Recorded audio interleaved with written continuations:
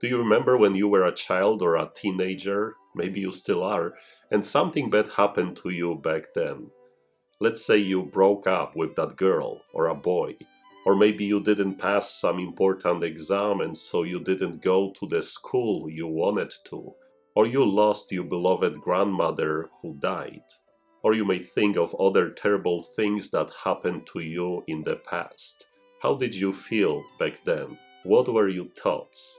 I'm not sure about you, but I can speak from my own experience here. When I was a teenager, I think I was still in high school, I started dating this beautiful girl.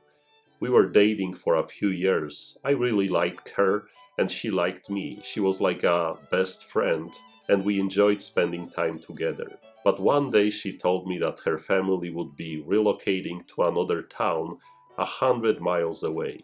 Her father got a new and better paying job, so they decided to move.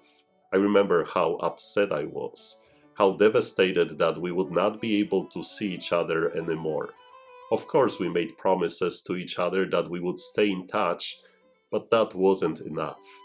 Back then, I thought my life was over. I lost interest in everything. I simply believed that this was the biggest tragedy that ever happened to me. I couldn't understand the whole situation, and even when my friends told me, "Don't worry, everything will be fine," I didn't listen, and I couldn't accept any words of comfort.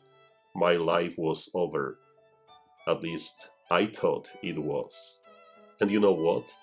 Today, years later, I just laugh when I think about all that. I'm laughing at the situation back then. It is simply because when we get older, we gain more experience in life, we also encounter other challenges and face all kinds of problems. So all those problems from the past, even when they previously seemed to be the most terrible things, we now know that they were nothing, so small and so simple. We cried back then, but now we smile. And even when our parents, teachers, guardians, priests, those who tried to comfort us back then, knowing that what we were going through was nothing, we didn't listen, didn't understand, but we do understand now. And this is exactly what Jesus is telling us through these wonderful beatitudes or blessings that we hear in the gospel for this Sunday. Don't worry. Yes, you are crying now, but your tears will turn into joy.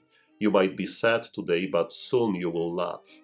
Maybe you lost your job, maybe you can't pay your bills, but soon you will be satisfied. Maybe others turned away from you, maybe even your relatives and friends because you followed Jesus and your faith. Don't worry, your reward will be great in heaven. Jesus is here to comfort you and comfort me. Perhaps what we are going through right now is the most difficult thing we have ever encountered in life. All the great sadness, fear, and anger disable us from listening to Jesus' words of comfort today. And that's okay. We all need some time to get over our grief, but Jesus knows. One day you will laugh at all of this. One day you will smile, look back and say, "Really? Did I really cry over that little thing? Was I really that devastated because of that insignificant event?" Just like today, you think about your teenage years and laugh at those problems you had back then.